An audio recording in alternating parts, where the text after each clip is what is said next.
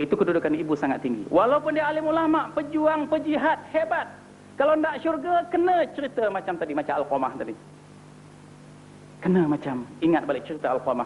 Walaupun kita sudah berjuang, berjihad, hebat, ulama. Tapi kalau cuai mengenal ibu, tak berbakti pada ibu, menyinggung hati ibu, tak diampunkan oleh ibu, maka bimbang kita tidak ke syurga. Karena itulah kita sebagai ayah-ayah, kalau anak kita selalu melakukan kerja menyinggung hati, cepat-cepat ampunkan walaupun dia tidak minta maaf. Sebab kalau tergolong ke dalam anak yang durhaka, penuh hijab, Allah tidak beri petunjuk kepada dia. Kalau dia nakal, kita maki pula. Kurang hajar punya anak, sedangkan kita ibu dan ayah.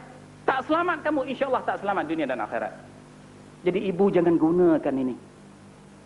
Oleh kerana kita sudah cuai didik dia jadi orang jahat, jangan terus dimaki dia, dicaci dia. Doakan selalu supaya Allah ampunkan dosa dia, walaupun dia tidak maaf pada kita. Seorang pemuda berjumpa Rasulullah. Ya Rasulullah, di kalangan banyak manusia ini siapa yang paling patut aku hormati? Rasulullah kata, ibumu.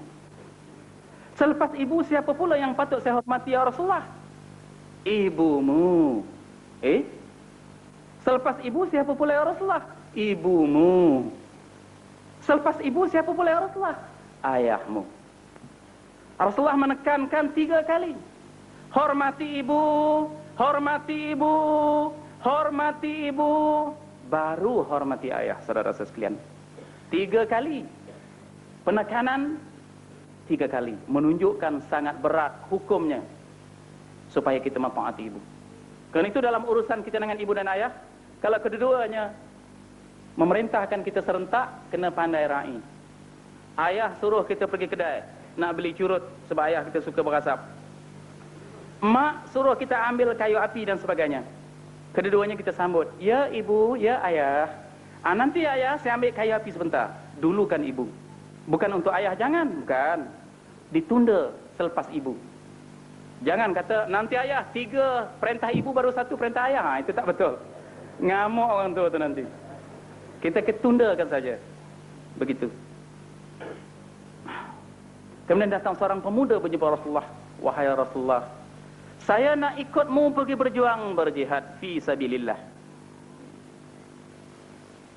Rasulullah memandang pemuda ini. Ya pemuda, wahai pemuda, di rumahmu ada atau tidak ibu ayahmu yang perlu kau pelihara?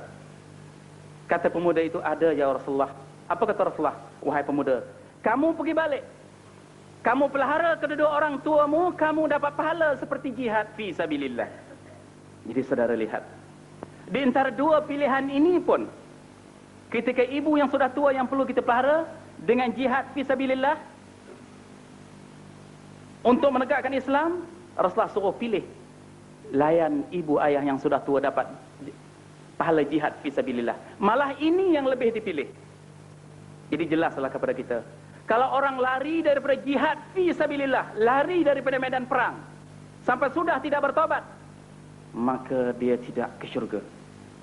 Merupakan satu dosa besar yang disebut dalam Al-Quran kalau lari dari medan perang. Bagaimana pula anak yang lari daripada berbakti pada ibu dan ayah, tidak pedulikan ibu dan ayah, nak hidup-hidup, nak mati-mati. Rumah kamu buruk, kamu punya pasal, asalkan aku ada bengelo. Kamu nak makan, cari sendiri. Pakaianmu cari sendiri. Bagaimana ini? Dia lari daripada tugas untuk berbakti pada ibu dan ayah, maka jauh lebih besar dosa dia. Karena itu saudara sekalian, kita kena ingat, tugas untuk kita berbakti pada ibu ayah ini sangat besar dan sangat dituntut. Di dalam satu hadis ada menyebutkan bahawa apabila seseorang anak meninggalkan doa untuk sepasang ibu dan ayah dalam tempoh 3 hari tak berdoa, maka hidupnya tidak berkat. Keberkatan hidupnya dicabut oleh Allah, diangkat. Ini berat saudara-saudara sekalian. Kalau keberkatan hidup dicabut, tidak ada arti hidup. Umurnya panjang, tapi bila sudah dicabut berkat, habis untuk durhaka kepada Allah, buat maksiat. Gaji 1,000 tak cukup, 2,000 tak cukup. Ini orang yang hidup tak berkat. Hatinya sentiasa terbisik untuk berbelanja ke jalan yang Allah tak redha. Rumah besar jadi pangawayang, tertegak maksiat. Kereta cantik tidak pergi ke tempat ibadat. Anak istri dididik untuk jadi orang yang tidak taat. Ini artinya hidup tak berkat. Salah satu sebabnya kerana tidak berdoa untuk ibu dan ayah. Udah tak doa, durhaka pula, lagi dahsyat. Kalau begitu, apa patut kita buat kepada ibu dan ayah? Tugas anak terhadap ibu dan ayah. Barangkali setiap kita ada pasang cita-cita nak balas budi ibu ayah. Cita-cita nak balas budi ini sangat baik. Sangat baik. Tetapi ingin saya ingatkan bahawa cita-cita nak balas budi ibu ayah ini tersangat tinggi, tersangat jauh. Hampir mustahil boleh dibalas.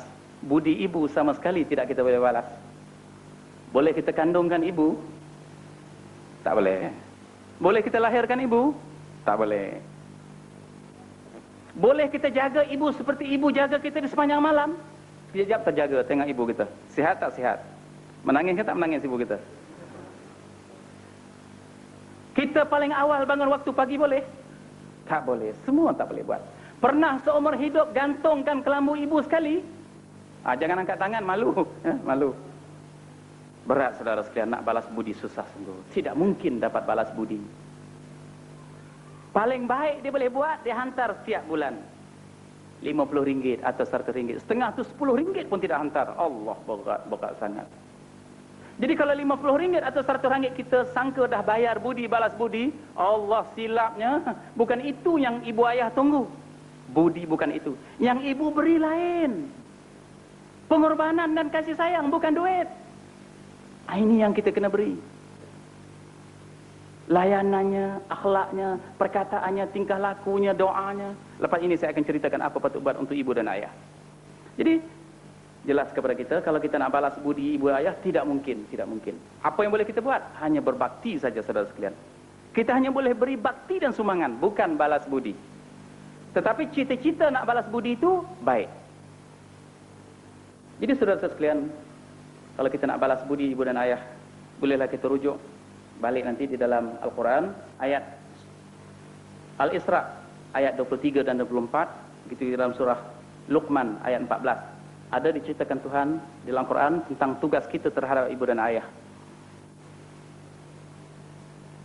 Saya bacakan sepintas selalu saja, lepas itu kita ambil beberapa rumusan daripada ayat ini. Pertama, Tuhan menyatakan dalam Quran, kata dia, dan Tuhanmu telah memerintahkan supaya kamu jangan menyembah selain Allah, dan hendaklah kamu berbuat baik kepada ibu bapamu dengan sebaik-baiknya. Buat baik kepada ibu bapa dengan sebaik-baiknya. Kalau beri makan, makanan yang paling baik, perkataan yang paling baik, rumah yang paling baik. Jangan dengan orang lain bukan main kita hormat. What can I do for you? Wah, hormat sungguh. Dengan mak, apa mak? Apa mak? Ini berat nih, ini berat. Sebab Al-Quran kata, kita hendaklah berbuat baik kepada ibu bapa kita dengan sebaik-baiknya. Jika salah seorang di antara keduanya atau kedua-duanya sudah lanjut umur dalam peliharaanmu, jangan kamu mengatakan sebarang perkataan kasar, sekalipun perkataan uff. Dalam Quran disebut uffin.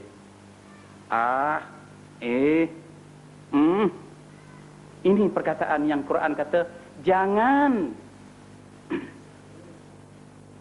engkau menengking, membentak mereka. Sebaliknya, ucapkanlah kepada mereka perkataan yang mulia, bersopan santun. Hendaklah kamu merendahkan, menghina diri kepada mereka berdua dengan penuh kasih sayang. Dan hendaklah doakan mereka, wahai Tuhanku, cucurkan rahmat kepada mereka berdua, sebagaimana mereka telah mencurahkan kasih sayang, memelihara dan mendidikku sewaktu kecil. Dan kami wajibkan manusia berbuat baik kepada ibu bapanya. Ibunya telah mengandung dalam keadaan yang lemah, bertambah-tambah dari awal mengandung hingga akhir menyusunya, dan tempoh menceraikan susunya ialah selama 2 tahun. Oleh demikian bersyukurlah kepada-Ku dan kepada keduanya, dan ingatlah hanya kepada akulah juga tempatmu kembali untuk menerima balasan. Begitulah sedikit tadi apa yang telah Tuhan nyatakan dalam Quran. Jadi kita ambil beberapa kesimpulan daripada ayat tadi, apa yang boleh kita buat untuk ibu dan ayah.